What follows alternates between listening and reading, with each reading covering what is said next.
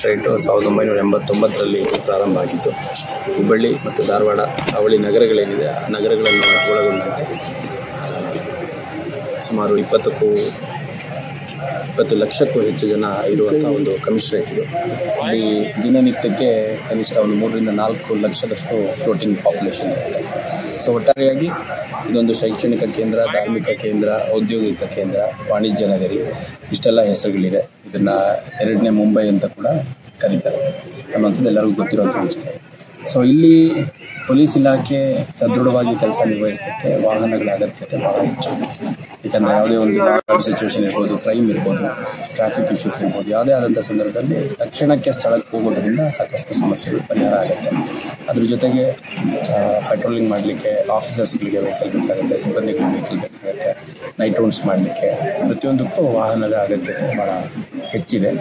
ಮತ್ತು ಕಾಲಕ್ಕೆ ನಮ್ಮ ಇಲಾಖೆಯಿಂದ ಭಾಳ ಉತ್ತಮ ಗುಣಮಟ್ಟದ ವಾಹನಗಳನ್ನು ನೀಡ್ತಾ ಬಂದಿದ್ದಾರೆ.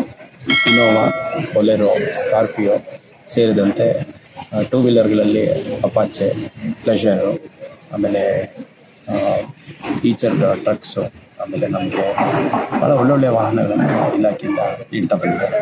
ಒಟ್ಟಾರೆಯಾಗಿ ಸುಮಾರು 300ರಷ್ಟು ವಾಹನಗಳು ನಮ್ಮಲ್ಲಿ ಇದ್ದಾವೆ.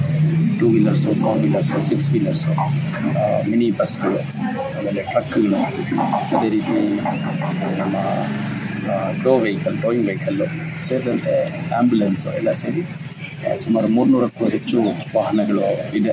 ಈ ಎಲ್ಲ ವಾಹನಗಳ ದುರಸ್ತಿ ಕಾಲಕ್ಕೆ ಆಗ್ತಿರುತ್ತೆ. ಮತ್ತು ಒಳ್ಳೆ ರೀತಿಯಲ್ಲಿ ಗುಣಮಟ್ಟದ ವಾಹನಗಳು ನಮಗೆ ಕೊಟ್ಟಿರೋದ್ರಿಂದ ಅದನ್ನು ಮೇಂಟೈನ್ ಮಾಡುವಂಥದ್ದು ಭಾಳ ಚಾಲೆಂಜ್. ಹಾಗಾಗಿ ಅದರ ತಪಾಸಣೆಯನ್ನು ಮಾಡಲಿಕ್ಕೆ ಇವತ್ತೊಂದು ವೆಹಿಕಲ್ ಪೆರೇಡ್ ಮಾಡಿದ್ವಿ. ಅದರಲ್ಲಿ ಒಂದು 10-20 ವೆಹಿಕಲ್ ಬಿಟ್ಟು ಉಳಿದ ಎಲ್ಲ ವೆಹಿಕಲ್ಗಳು ಭಾಗಿಯಾಗಿದ್ವು.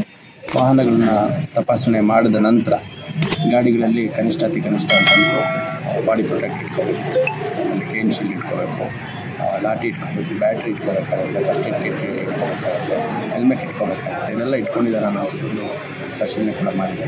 ಆಮೇಲೆ ಸುಮಾರು ಒಂದು 25 ಕಿಲೋಮೀಟರಷ್ಟು ಒಂದು ಪೆಟ್ರೋಲಿಂಗ್ ರೀತಿಯಲ್ಲಿ ಮಾಡಿದ್ವಿ. ಒಂದು ರೂಟ್ ಮಾರ್ಚ್ ರೀತಿಯಲ್ಲಿ ನಮ್ಮೆಲ್ಲ ವಾಹನಗಳನ್ನು ಒಳಗೊಂಡಂತೆ ಸುಮಾರು 25 ಕಿಲೋಮೀಟರಷ್ಟು ಒಂದು ರೂಟ್ ಮಾರ್ಚ್ ಮಾಡಿದ್ವಿ. ಅದರಲ್ಲಿ ಸಾರ್ವಜನಿಕರು ಮತ್ತು ಅಂಗಡಿ ಮುಗ್ಗಟ್ಟುಗಳನ್ನು ಹೊಂದಿರುವಂಥವ್ರು, ವಾಣಿಜ್ಯ ವ್ಯವಹಾರ ಮಾಡುವಂಥವ್ರು, ಸಾರ್ವಜನಿಕರು, ವಿದ್ಯಾರ್ಥಿಗಳು ಎಲ್ಲರೂ ಕೂಡ ಇಷ್ಟೆಲ್ಲ ಪೊಲೀಸ್ ವಾಹನಗಳು ನಮ್ಮ ಹುಬ್ಬಳ್ಳಿ ಧಾರವಾಡ ಪೊಲೀಸ್ ಜೊತೆ ಇದ್ದಾವೆ ಅನ್ನುವಂಥದ್ದನ್ನು ಪರಿಚಯ ಮಾಡ್ಕೊಳ್ಳೋದು ಒಂದು ಸಣ್ಣ ಪ್ರಯತ್ನ.